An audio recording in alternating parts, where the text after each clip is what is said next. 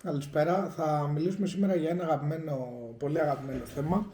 Θα μιλήσουμε για την απεικιοκρατία, που φυσικά είναι μέσα στην περιπέτεια, νέους κόσμους, εξάπλωση, αλλά δεν θα μιλήσουμε για την απεικιοκρατία που έγινε προς τον νέο κόσμο που λέμε στη Βόρεια Αμερική.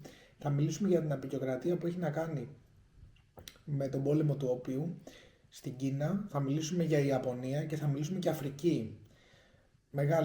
Μεγάλη ιστορία η Αφρική ειδικά. Λοιπόν, για τον πόλεμο του όπιου. Για τον πόλεμο του όπιου έχουμε να πούμε ότι ήταν ένα ευτράπελ, ένα ναρκωτικό στην ουσία είναι το όπιο. Και τι γίνεται εδώ πέρα. Εδώ πέρα έχουμε και λέμε ότι σε αυτόν τον πόλεμο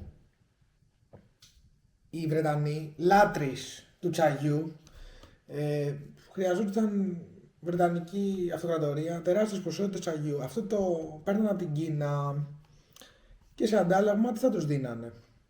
Τους δίνανε όπιο, ναρκωτικό στην ουσία, και βαμβάκια από την Ινδία, που και η Ινδία ήταν δικιά τους απικία, οπότε τους ερχόταν και πάρα πολύ οικονομικά όσον αφορά τα πλοία, γιατί ήταν δίπλα, Ινδία, Κίνα, τίποτα σαν απόσταση. Οπότε αυτοί τι κάνανε. Χρησιμοποίησαν τους Κινέζους, παίρναν το τσάι και τους δίνανε πάρα πολύ εύκολα εμπορεύματα και φτηνά εμπορεύματα σχετικά με το τσάι, το οποίο χρειαζόταν σε τεράστιες ποσότητες, έλεο Βρετανική αυτοκρατορία.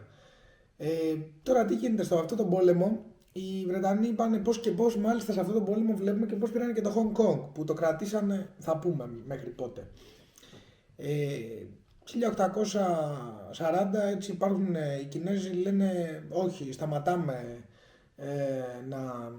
να εμπορευόμαστε, δεν σας δίνουμε άλλο, δεν θέλουμε, γιατί υπάρχει μεγάλος εθισμός, ο κόσμος όπιο παντού, στα λιμάνια, στις πόλεις, στην επαρχία, οι Κινέζοι είχαν ξετρελαθεί με το όπιο. Στην αρχή τα μέτρα που παίρνουν είναι ότι τους περιορίζουν στο λιμάνι της Καντόνα. Μόνο εκεί θα μπορούν να εμπορεύονται. Πάρα πολύ μεγάλο πρόβλημα αυτό για τους Βρετανούς φυσικά.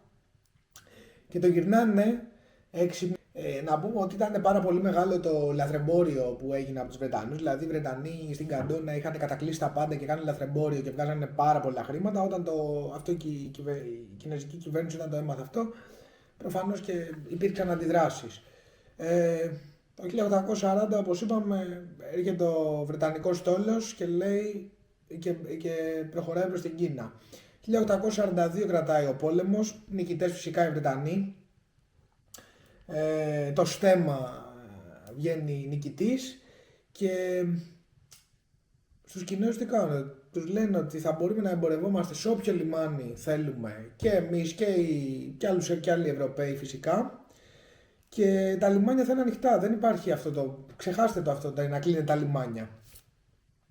Οι Κινέζοι, μην έχοντας έτσι άλλες, ας το πούμε, εναλλακτικές, υπέγραψη, πάρα πολλοί έτρεξαν να υπογράψουν, πάρα πολλοί Ευρωπαίοι να υπογράψουν με τους Κινέζους αυτό γιατί είναι ευνοϊκό με τα ανοιχτά λιμάνια, προφανώς.